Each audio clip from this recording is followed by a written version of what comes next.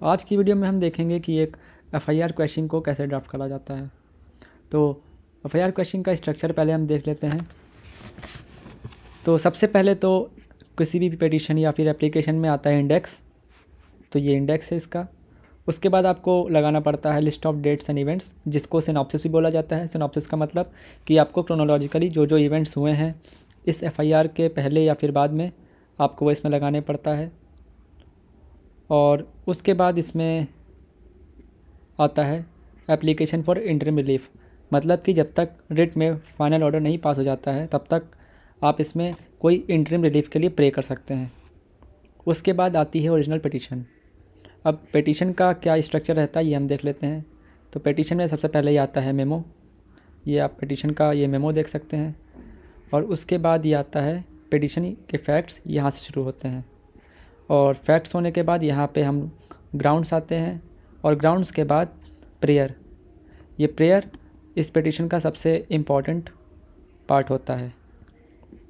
तो चलिए शुरू करते हैं पिटीशन से। तो पिटीशन का सबसे पहला हिस्सा होता है मेमो। तो मेमो में आपको क्या ध्यान रखना है, सबसे पहले आपको इसमें लिखना है केस क्राइम नंबर।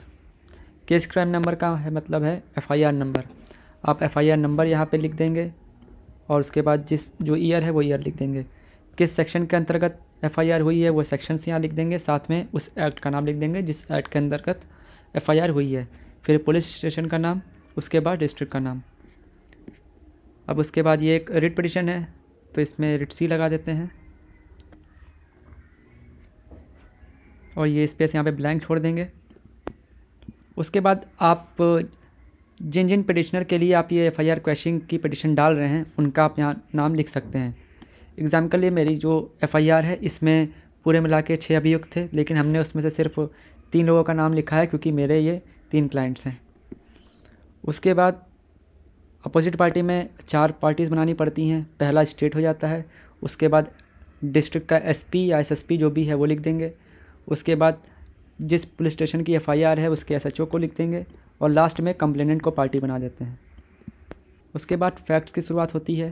फैक्ट्स में आपको पहला पैरा ये सेम रखना पड़ता है कि that the petitioner declare that this is the first petition being filed by them, no other writ petition और एप्लीकेशन सच।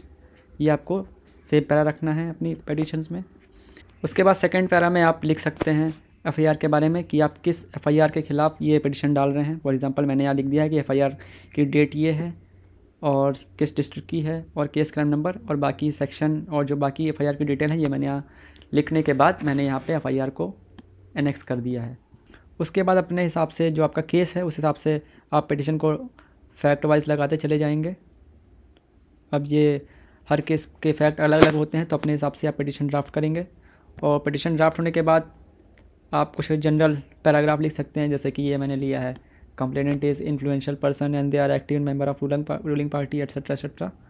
और उसके बाद ये सब जनरल पैराग्राफ्स हैं, ये आप हर पिटिशन में सेम रख सकते हैं। और उसके बाद ग्राउंड्स की बारी आती है। आप यहाँ पे किस ग्राउंड पे आप एफआईआर को क्वैश कराना चाहते हैं ये आप यहाँ पे प्रे कर सकते हैं। उसके बाद नेक्स्ट चीज़ आती है प्रेयर की। अब प्रेयर सबसे इंपॉर्टेंट क्लास होता है। इसमें आपको ये जो तीसरी वाली प्रेयर है ये तो आपको रखनी ही है, और साथ में ये चौथी प्रेयर भी, ये दोनों तो डिफ़ॉल्ट में आपको रखनी पड़ेंगी। अगर आप ये नहीं करेंगे तो आपको जो कोर्ट है वो आपको अगर कोई एडिशनल या फिर अगर आप ये प्रेयर नहीं रखेंगे तो अगर कोर्ट आपको कोई एडिशनल रिलीफ देना चाहती है तो वो नहीं दे सकती, क्योंकि आपने वो प्रेयर में नहीं मांगा है। आप प्रेयर में जो प्रे करेंगे आपको वही रिलीफ मिलती है।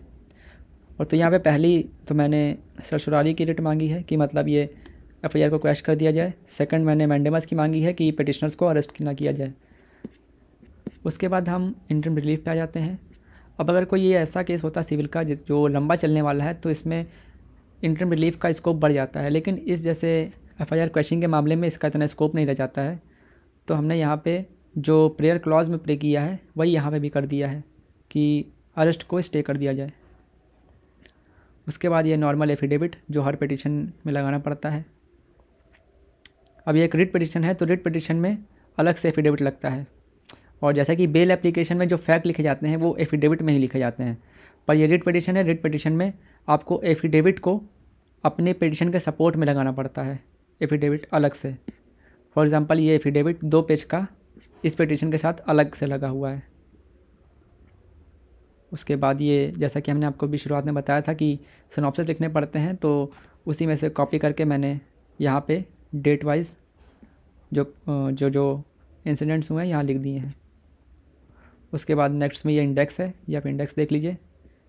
आपको सबसे पहले सिनॉप्सिस लगाना है, फिर IR लगाना है, उसके बाद जो पेटिशन है आपको वो लगानी है, फिर आपके जो एनेक्सर्स हैं वो लगाने के बाद एफिडेविट, उसके बाद ID प्रूफ, फिर वकालतनामा। ये एक रीट पिटीशन है तो इसमें वकालतनामा आपको लगाना पड़ेगा।